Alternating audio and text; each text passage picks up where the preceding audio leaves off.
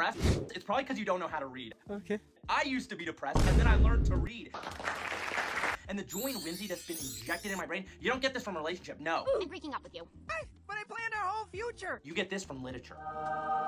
I bumped into this guy while doom scrolling on TikTok, and because I've been reading non-fictional books for the past year, his recommendation really intrigued me. Also, no spoilers in this video. I genuinely want you to enjoy this book as much as I did if you ever do get to it. The premise of this book takes place in an alternate America where the Bill of Life is approved in the Constitution, which basically states that women cannot get abortions, but they can retroactively abort their children. Abort.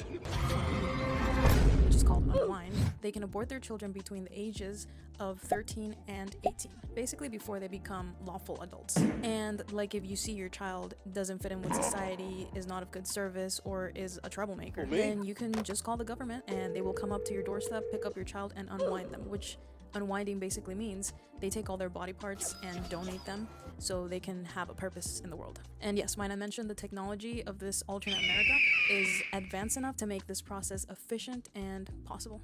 The story begins with Connor, a 17-year-old that discovers his parents are going to unwind him, but he decides to run away from home before they come pick him up, and he begins with his escape adventure where he bumps into Lisa and Rev. Risa, a 16-year-old unsuccessful ward of state girl, is on her way to getting unwound, and Lev, a 13-year-old tithe, meaning he was raised by a religious family that practices tithing one of their children to the state. These three have a really interesting dynamic, and they bump into so many hurdles where they have to make vital decisions to survive until they turn 18, where it's basically illegal to be unwound. I highly recommend this book. I personally really liked it because yes, the storyline is great and you can't help but even root for the evil characters, but also for the different positions each character is put in, and you come to wonder what would you be doing in those circumstances, and how would your choices have affected the people you're with, and how things might have turned out for others. One thing I really liked about this book were the clappers in the middle of the book.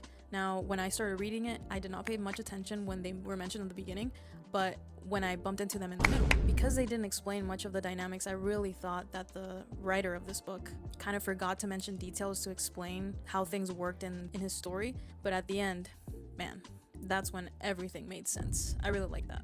But regardless if you catch this detail and are surprised as much as I was, I'd still recommend it, and it's heck of a good listen too. Check out the audiobook in your favorite platform and see what the world would imply if the Bill of Life was actually a thing. I'm gonna start reading the next books because this is a book series, so follow and subscribe if you want to hear about it when I do. So whenever I post, we can chat about those too. When you finish it, let me know.